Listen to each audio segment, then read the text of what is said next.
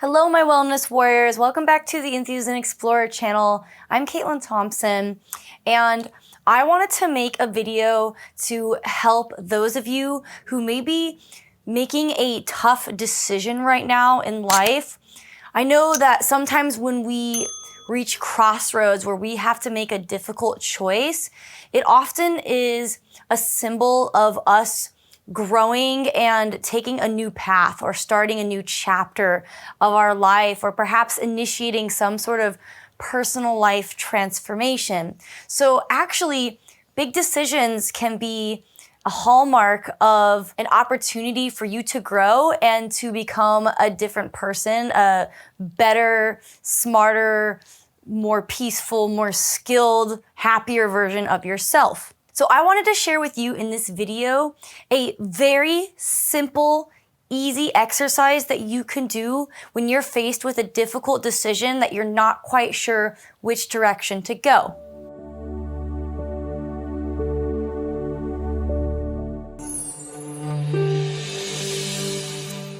So this is a really quick and easy exercise that I like to do when I'm sort of trying to lay out the benefits and drawbacks of my decisions in a logical manner. Sometimes we can have emotional attachments or history to certain things, which can kind of cloud or sway our decision-making process. And so this is a really simple, rational, logical way to see in front of your own eyes what the best decision is for yourself. So first, start by just getting a piece of paper out. Now, you're gonna make two columns. You're gonna have column A and column B. Have column A represent one decision and column B represent another decision. These have to be mutually exclusive decisions of each other, meaning one cannot occur while the other is occurring, so that you have to make a choice between the two. So you'll have column A, column B. Now, in column A, for that choice, you're going to list item by item the benefits of choosing that decision, going that route. In column B, you're going to list the benefits of choosing that choice, that decision. So when you're done, you'll have a list of the benefits of both choices that you could potentially make. Now, step 2, you are going to assign a value between 1 and 3 of those benefits. For example, say that making a decision to take a certain job or something would mean that you are going to make more money. So between 1 to 3, you're going to score with 1 being the lowest value and 3 being the highest value, what the value of that particular benefit is. So the value of bringing in more money to support yourself, your lifestyle, your family, your hobbies, whatever, say that's really a great benefit for you to choose this job. Then mark that as a 3. That would be the highest benefit. If you're already making good money and you would only get a little bit more money, or money's not that important to you, then maybe the benefit is only a 1 or a 2. You decide. Another example is if you, say you choose to sign up for a sports team. And, one of the benefits might be that you're going to be getting more exercise, which would save you time that you don't need to go to the gym, or perhaps it's going to improve your mental and physical health. So these are all things you can consider when ranking and scoring how valuable that benefit is to you. So column A, go through your list of benefits, assign a value to each one between the score of 1 to 3, 3 being the highest value, 1 being the lowest. Do the same thing for column B. So what you'll end up with is 2 columns with scores. go ahead and add up the total for column A at the bottom and add up the total for column B at the bottom. You'll get a score, a net score of the benefit that a certain decision may add to your life. Okay? Now, you're going to do the same thing, except now you're going to create two columns on either the same piece of paper or a different side of the paper, different paper, doesn't matter, different section.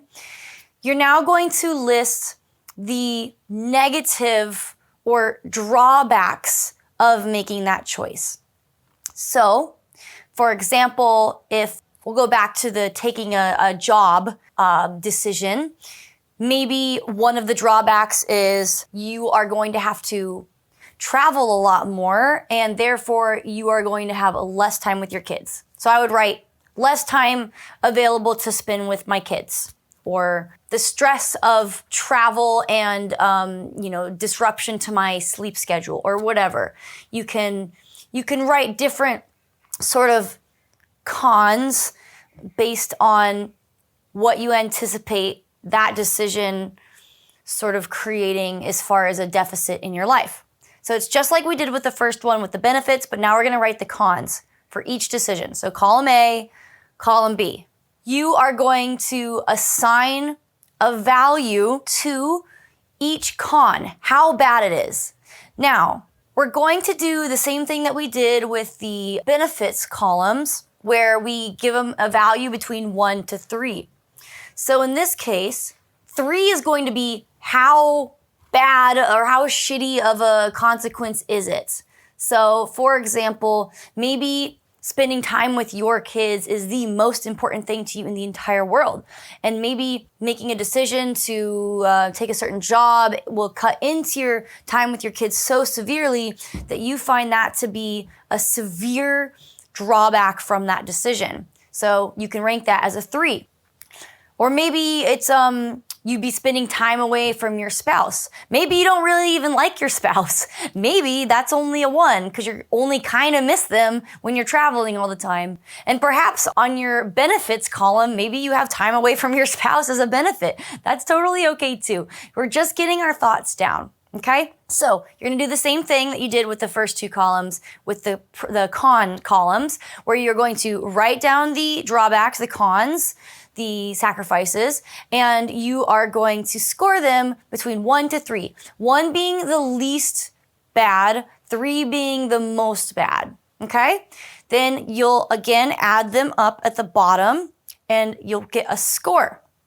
Now, what you're going to do is you're going to subtract your con score from the score of your benefits column. So you're going to compare column A for the first table you made and column B of the second table you made. And say you have a score of 10 for column A, which is the benefits. You're going to subtract the score of column A's drawbacks from your benefits. So let's say there's 4, my score is a 4 for drawbacks and 10 for benefits for column A. Which is, to accept this job or whatever. And you're going to subtract them, and that will give you a score. Then you're going to do the same thing for column B, the second choice. You're going to take your score of the benefits and subtract the score for the drawbacks or consequences, both column B. That will give you a score. Now what you can do is you can take those 2 scores where you've subtracted the the cons from the benefits, comparing A to B, okay? Which score is higher? Whatever score is higher is going to be the decision that brings you the most logical, rational amount, quantifiable benefits, right? Okay. Now, this is the really important part. This is the most important part of this whole process. Look at which decision scores higher and pay attention to how that makes you feel. The tables have turned. You thought this was going to be all rational, right? See which score is higher and see how that makes you feel. Because if logically you see that choice A is more beneficial in a rational way to choice B, but then you react to that and feel like, oh no, I knew it, or oh, I don't want that to be the case, or you don't feel good when you see in front of your own eyes what the score is that's highest between those two choices. And that's how you get your answer. By paying attention to how your emotional response is to seeing the rational scores laid out. So I'm not telling you to choose the decision that has the highest score. I'm asking you to pay attention to how you feel when you score based on the rationality, the logics, the details of the benefits and pros and cons of your life choices. And that's how you make your decision. It's not by which one you score higher on. It's about how do you feel about that choice. Perhaps the one that gets the highest score, you look at it and in your heart, you go, yes, that's what I feel is true. That's what resonates with me as probably being the best decision. And if your heart really feels like, yes, and you can see the score right there higher than the other choice, then I think that's a good indication that that probably is the best choice for you. However, if you see that the higher choice is, column A, as far as your score is higher for choice A versus choice B, and your immediate reaction is, not good, then screw rationale, screw logic, screw scoring. You can feel that that's not the right choice for you. And there's your answer. So really, this was all just a ploy to trick you into feeling if a decision is right for you. Because I do believe that sometimes our minds get in the way and we can really overanalyze things, and our intuition and our gut instincts can tell us so much about how to follow our hearts and how to go on a path that is going to help us be as happy as possible. So don't think about things too much. Do the exercise and see what scores you get and see how you feel about what score comes up for each choice, and let that guide you. And you don't have to, have your heart only guide you. You can use both rationale and your heart, but it's nice to have both of these things kind of laid out so that you can decide if this is a choice where you're going to follow your heart, or are you going to think your way through it. There's no wrong answer. There's just different ways of arriving at decision-making processes in life. So I hope this little exercise was helpful for you. It certainly helps me when I'm confused about things. And what I always find is that when you know, you know. So if there's confusion, maybe ask yourself if you're being honest with acknowledging what deep in your heart you already know is the right thing, and perhaps making a decision is a way of avoiding the pain or challenge or radical honesty that's required to make another decision. So they're all good questions to ask ourselves when we are faced with a challenging life choice. I love you guys. I hope this was helpful. Be sure to subscribe to the channel if you enjoy getting these little tits and bits of happiness hacks that help you live the best life that you can. Love you. Smile on my warriors. Catch you next time. Mwah. Now what you can do... Oops. Dog's escaping.